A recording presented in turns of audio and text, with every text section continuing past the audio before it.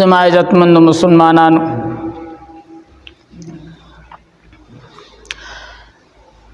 دا د ربیع الاول میاشت مبارکه ده. د دې میاشتې په 12 تاریخ باندې بقول د بعض علماو د دواړو جانو سردار دنیا ته تشریف راوړی دی. دا ډیره مبارکه میاشت ده او د الله رب العزت محبوب پیغمبر چې چا د مخه الله رب العزت خپل خدای ښکارا کړی دا چاله چې الله رب العزت په دنیا کې د ټولو نړمبه وجود ورکړی دی. دنیا کې الله رب العزت د ټولو نړمبه د پیغمبر علیه الصلاۃ والسلام نور مبارک پیدا کړی دی. آغا نور مبارک د پیغمبر علیه الصلاۃ والسلام علماء فرمائی چې آغا نور الله رب العزت د آدم علیه الصلاۃ والسلام په تندي مبارک کې خو او بیا چې کله الله رب العزت د آدم علیه الصلاۃ والسلام تخلیق فرمایو، الله رب العزت داغه جسم تیار ک، الله رب العزت پکې بیا خپل سا واچو. نو په حقیقت کې د فرشتو هغه سجده هغه د ادب او د احترام د انعام په تور باندې په ظاهره د الله د حکم پر کولو په بنیاد باندې آدم علیه السلام توا او دا په حقیقت کې پیغمبر علیه السلام دا نور چې الله رب العزت د آدم علیه السلام په تندي مبارک کې خو دا داغه احترام او ادب او پیغمبر علیه السلام چې لوی هستی الله رب العزت دنیا ته را لېږلې ده. الله دې موږ او تاسو ته قدرداني او د هغه اتباع محبت نصیب کړي. ټولې خبرې دا په اتباع او محبت سره کېږي. کله چې د یو څیز محبت زړه کې بیا هغه څیز سړي ته قدرمن او عزتمن ښکارېږي. د هغې سنباله او خدمت په سړي باندې اساني، هغې ته سړی خوشحالېږي، د هغې اتباع او د هغه مننه اسانه د هغې دپاره اساس او بنیاد هغه محبت دی. نو چې پیغمبر علیه السلام غوندې هستی په دې میاشت مبارکه کې د دې میاشتې په 12 تاریخ باندې دنیا ته تشریف راوړی دی. فرمایي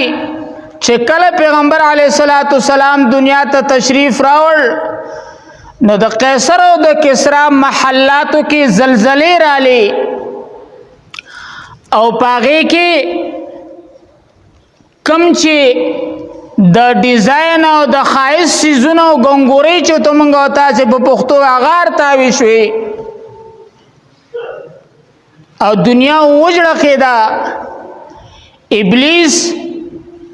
دا خبره محسوسه کړه چې په دنیا کې څه چل شوی دی. نو خپلو هغه نورو شیطانانو ته حکم وکړو چې تاسو دنیا کې خواره شئ، څه چل شوی دی.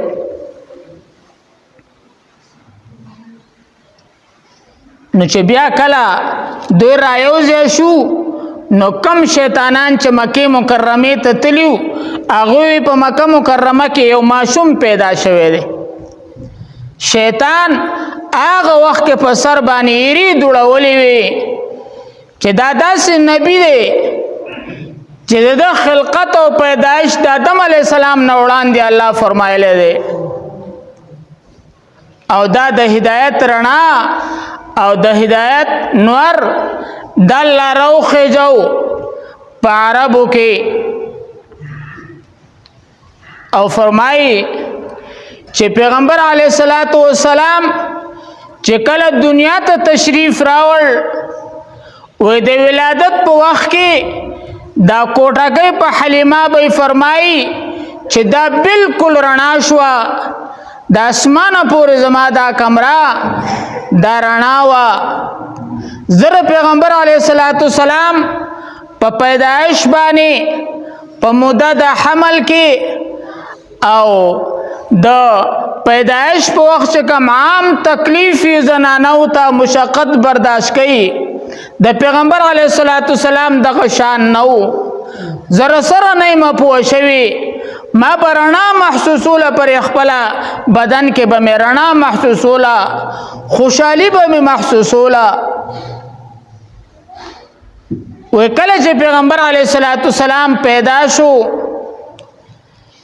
نو عبدالمطلب صاحب ته خبر لاړ هغه په بیت الله کې ناستو ناغه په زیری کې ډیرو خان هغه زیری کوونکې لور کړل چې زما وفات شوی زوی عبدالله صاحب داغه پسمرګي بچی وشو نو ډیر خوشاله و ابو لهب د پیغمبر علیه الصلاۃ والسلام تر اغله چې زیره لاړ نو داغه یو وینځه وه سویبیه د هغې نومو هغه په زیري کې هغه سویبیه وینځه چې د دو سره ډېره زیاته مینه وه ډېره سیرتن او صورتن ښایسته وه نو د پیغمبر علیه الصلاۃ والسلام د کېدو په زیري کې ابولهب خپله سویبیه د خوښې وینځه هغه ازاده کړه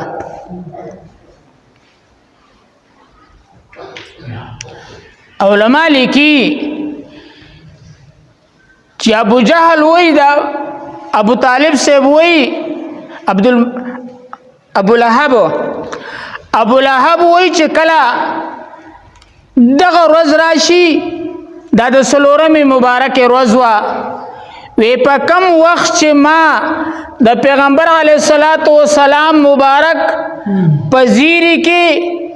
پروز کې چې په کم ټیم ما خپل وینځه په خوشحالۍ کې آزاده کړې وه په زیري کې هغه وخت چې راشي نو ابولهب وی په ما باندې د قبر عذاب سپک شي نور زه ټوله مونده په تکلیف کې یم خو هغه په زیري کې چې د دواړو جهانو د سردار په زیري کې ما وینځه آزاده کړې ده نو دغه لږ وخت په ما باندې عذاب قبر دا آسان شي زه لږونه ساه واخلم کافر دی لیکن چې پیغمبر علیه الصلاۃ والسلام پیغمبري تم نه دلا میلاو د الله سره دومره مینه ده دومره قدر احترام د الله په در کې دی چې داغه په خوشحالۍ کې یو کافر چې ایمان پې نه دی راوړی په تکالیف و رسولو کې خپل حد کړی دی ابولهب سره د هغه د ښځې نه ام جمیل چې څه کسر یې نه دی پرېښی لیکن چې پیغمبر علیه الصلاۃ والسلام په خوشحالۍ او په زیري کې وینځه آزاده کړله د هغې د برکته یو کافر باندې هم د قبر عذاب سپکېږي دا لوی مقام دی ځکه الله فرمایي ورفعنا لک ذکرک اے پیغمبر زما محبوبه ستا ذکر ما ډېر اوچت کړی دی ستا مقام ډېر اوچت دی ستا درجه ډېره اوچته ده په ټولو پیغمبرانو کې د ټولو پیغمبرانو سردار امام الانبیاء زموږ ستاسې پیغمبر صلی الله علیه وسلم دی او په ټولو کتابونو کې قرآن لوی کتاب دی ټول حق کتابونه دي خو د قرآن چې کومه درجه ده هغه د نورو کتابونو نشته ټول پیغمبران رښتینی پیغمبران د الله رسولان نبیان دي، خو کومه درجه چې الله پاک زما او ستا پیغمبر لور کړل هغه د نور پیغمبرانو نشته.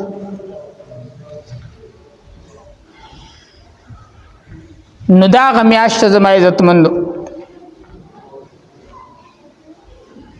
الله یو لوی نسبت منګه او تاسو ته نصیب کړل پیغمبر علی السلام چې په امت کې منګه او تاسو پیدا کړو. په تمام انبیاء باندې جنت حرام دی تر څو چې پیغمبر علی السلام جنت ته نه تللی، او په تمام امتونو باندې جنت ته تلل دا نشته تر څو چې پیغمبر علی السلام امت جنت ته نه تللی. لوی نسبت ته الله دې قدردانی زموږ استاد سے نصیب کړي، آمین. الله دې ادب نصیب کړي، الله دې اتباع او محبت نصیب کړي. ما خپل ځان پیژندلې نه لري چې پیغمبر علی السلام په خاطر داغه په حرمت او برکت سره زمونږ استاد سره دې امت څومره مقام دی د الله په در کې، څومره درجه یې ده. نو پیغمبر علیه السلام د دې میاشتې په 12 تاریخ باندې دنیا ته تشریف راوړی دی.